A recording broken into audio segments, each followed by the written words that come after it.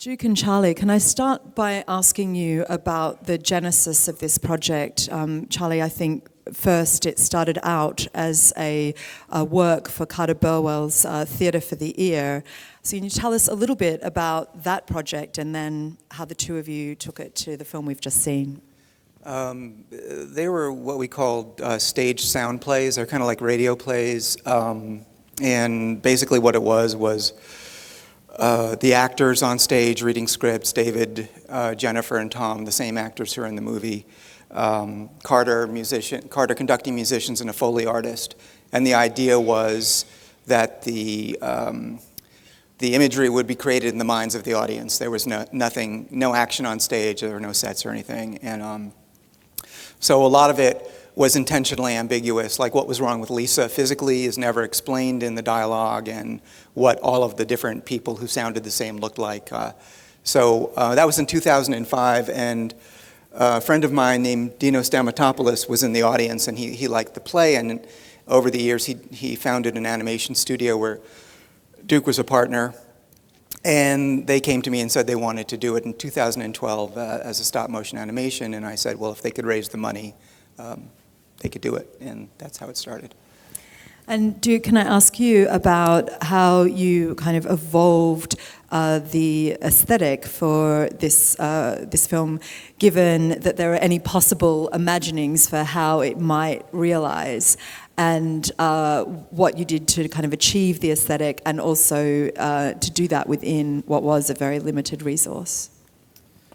Yeah, well, just that, we were super excited to do the project, but had no concept of what it was going to look like or what it was going to be when we set out to do it. So once the Kickstarter became a success and we realized that this was actually going to happen, Charlie and I started talking. And that's really what it was, endless conversations about what this would feel like and what it would look like, looking at references, sharing references. The first thing that we did was record the actors together. That's the first step in the process, before any design, before any storyboards or anything like that. And they recorded it together, the three of them in a room, and it was a really moving experience for Charlie and I think for everyone, to see that, what they were able to accomplish in there together. It was very emotional and very, very moving to us. And so that infused everything else. We just wanted it to feel soulful and authentic and emotional like their performances were. And David, what was the experience like for you, having done the original performance and then moving into this film environment with it? And was it kind of weird to think of yourself as being this sort of as not embodying, I guess, the performance? Yeah. The whole experience has been weird, including this very moment right now. The whole thing started in a strange way when Charlie just called me out of the blue 10 years ago, having never met before, and I still don't know how you had my number. And your address too. Exactly, and I was, just a big fan of Charlie. I don't like the word fan because it sounds like you've got a poster on your wall, and that's not true. I do have a calendar, but it's a thing. It was very strange to do the piece that we did on the stage. I'd never done anything like that before. The best way I think I can describe it is like doing a live radio play on the stage. And then all those years later, when we came to do this, it wasn't like any animation I'd done before, because it was like Duke says, we did it all together. We did it pretty chronologically. We did long takes. But that made it so much better. But it was still difficult to understand what it was going to be, and I didn't know what it was going to be until about 6 weeks ago when I first saw it in Toronto, and absolutely thrilled with it.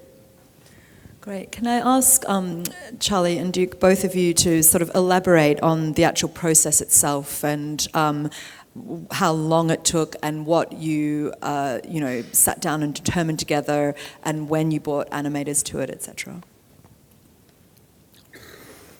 I think the first thing that we did was trying to figure out what the characters would look like. We wanted them to be very naturalistic, and we wanted the things that they did to be subtle and nuanced, and it was difficult at first to find animation character designers who could understand what we wanted. We got drawings with characters with giant eyes and giant hands and stuff like that, because that's normally how they look. And we started looking online for real people. Eventually,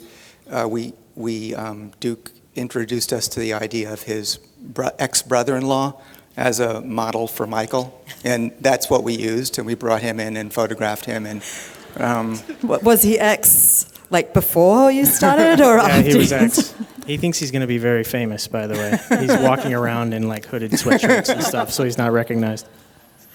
And I'm sorry, I have a mint in my mouth. I'm trying to get rid of it. And then the woman, Lisa, was someone spotted in a bar, and she was brought in and imposed and stuff, and the sculptures were made of them. And for everybody else who has the same face, we kind of did an amalgamation of a lot of people who worked at the animation company, because we were trying to find something that was a kind of a generic and also androgynous face, so that it could be a child, it could be a woman, it could be a man.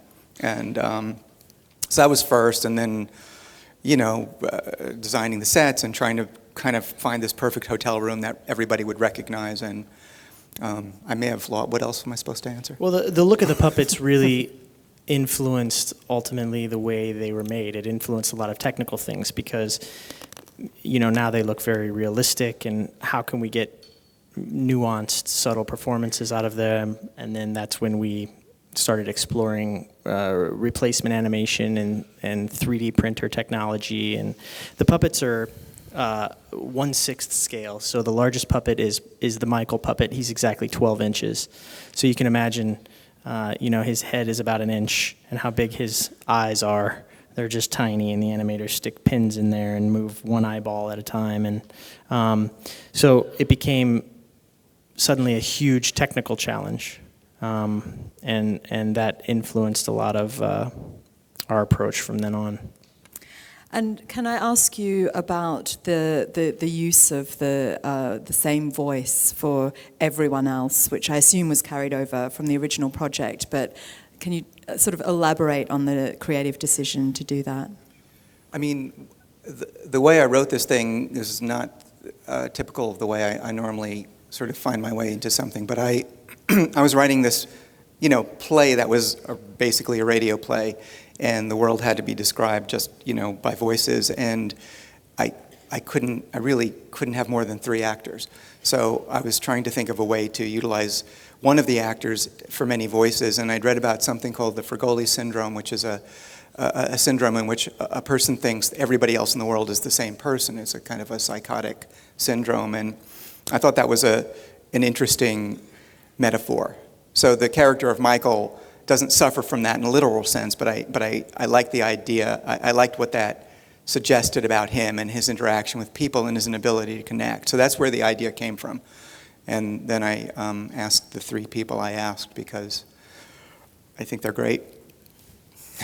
And Cincinnati, land of zoos and chili, what was this always the location? And when making a film like this, do you actually go and location scout in the traditional way that a live action film would? We scout in a tiny little miniature Cincinnati.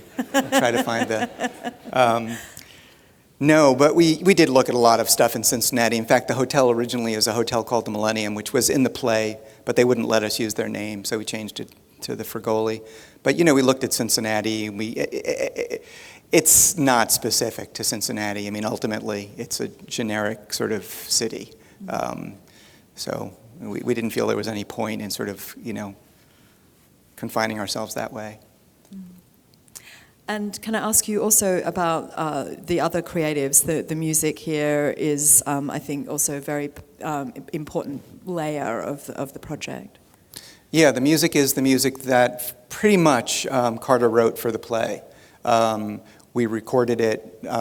There's some adjustments because the timing is very different, but the melodies are are the same. And there were some also adjustments because some stuff, the music was used in the play to describe a lot of things that you couldn't see. And since we could see them now, some of it felt like it needed to be pulled back. We removed some of the music that was necessary. But it's the same. It's the same as what he did.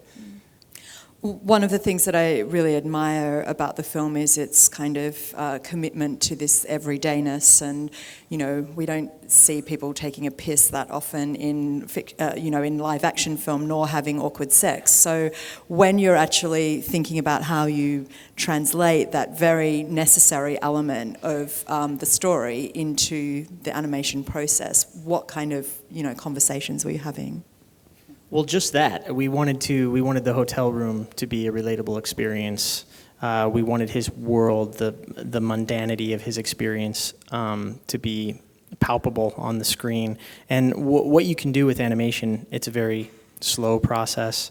You can spend a lot of time. Every action, every gesture, every movement is a choice. Nothing is arbitrary. So you can really, like the sex scene, you can really study human... A lot of sex. Yeah, studied a lot of sex. You can study human interaction and movement in a way that is unique to this medium. So we definitely spend a lot of time having conversations about what that feels like and what this world is like and what their interaction is like. And David, can I ask you, how much did you already know about what the visual elements were going to be like before you did the voice recording, or was that something that came afterwards? And I didn't know. I didn't see Duke's ex-brother-in-law at all, so that surprised me. And so I didn't. I came to the studios and I saw some other models of what they'd done on previous animations and saw some of the other stuff, but I didn't know anything. I understood that we were going to be filmed, and we were filmed, but I didn't see any of the film being made, unfortunately. But so no, it was entirely a sound piece that was done in the studio. It was great fun. I think we all had a great time for 2 or 3 days, and it was all very, But I didn't really think about the visuals because I wanted them to be a surprise, and they are. I would just add, despite that they were just recording their voices, as he said, we did film them with multiple cameras, and their natural body movements influenced a lot of the performances. We didn't film the sex, though. That's we should be clear about that. A little bit. And on a very, practical level, can I ask about how many animators were working on it? How long did it take? What is the sort of production environment here? It took 3 years, start to finish, 2 years of constant production. We had many animators, but never more than 15 at a time. 18 stages. Each animator had a goal of 48 individual frames of animation a day, which is 2 seconds per animator per day, but they rarely hit that goal. And we did it at about a minute a week. So somewhere around, it's 90 minutes, so like 90 weeks. I'm tempted to ask whether you're thinking about going back in and doing something new in the same kind of vein, or is that like enough? We've talked about it. Duke and I have talked about it. I think we both want to, yeah. I mean, not only that, we want to do other things too. Yeah. But yeah, definitely, if it arises.